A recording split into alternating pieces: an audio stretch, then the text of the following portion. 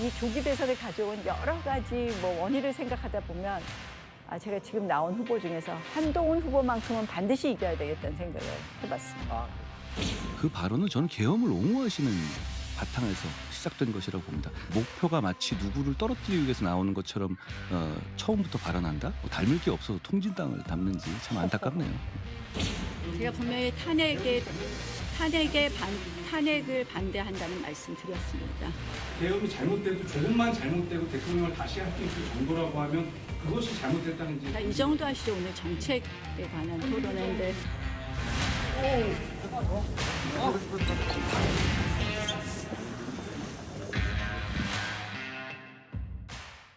나경원 대표님은 당시에 당직도 아니셨고요. 개인 차원에서 저한테 부탁하신 거였잖아요. 그게 개인 차원입니까? 예, 저는 개인 차원입니다. 그게 개인 차원입니까? 예.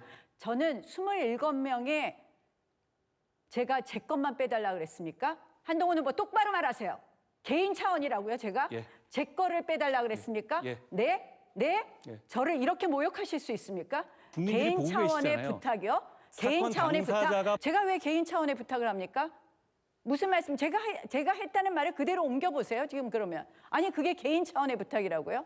본인이 당사자인 사건에 대해서 법무부 장관에게 공소 취소를 요구하는 건 안 얘기가 안 되는 겁니다. 되네요. 그걸 받아들일 수는 없는 거예요. 자, 지난 전당대회 때 TV 토론 다 기억하실 겁니다. 패스트트랙 관련 건.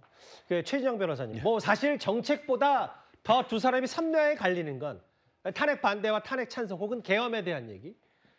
한동훈 전 대표는 민주당의 공주한 셈이다 라고 하면서 탄핵 찬성해서 민주당 야권에 동조했다라고 했고, 반면에 이제 한동훈 전 대표는 계엄이 허물일 뿐인가, 아니 계엄이라는 게 중요하고 이 부분이 정말 잘못된 부분인데 축소해서 얘기하는 경향도 있다. 두 사람은 탄핵 찬성 반대로 크게 엇갈리고 있어요.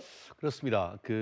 지금 나경원 의원 같은 경우에는 언론에 대고 탄핵을 반대한 것을 후회하지 않는다라고 해서 확실하게 지금 어떻게 보면은 한동훈 후보와 대척점에 있는 건 아니겠습니까? 지금 국민의힘 경선 과정에서 1차적으로는 말씀하신 것처럼 100% 오픈 프라이머리입니다만 내용적으로 봤을 때는 기본적으로 어떻게 보면 역선택 방지 조항이 있는 그런 상황이라고 한다고 하면은 어쨌든 국민의힘의 주류에 호소하는 전략은 상당히 유효한 전략인 것이고, 실제로 조금 늦게 나경원 후보가 이게 경선 열차에 탔음에도 불구하고 상당히 상승세를 타고 있는 것은 이와 같은 친윤 지형의 상당 부분 어떻게 보면 그 활약을 지원받는 부분인 것이고, 전설을 명확하게 하는 과정 속에서 특히 어떻게 공교롭게도 거의 같은 시간에 정책 발표회를 하다 보니까 어떻게 보면 전체적으로 양자 대립 구도를 확실하게 다뤘다는 점에서는 적어도 선거 구도에서는 확실한 어떤 나름대로의 어떤 명분과 우위를 잡았다라고 보이고요.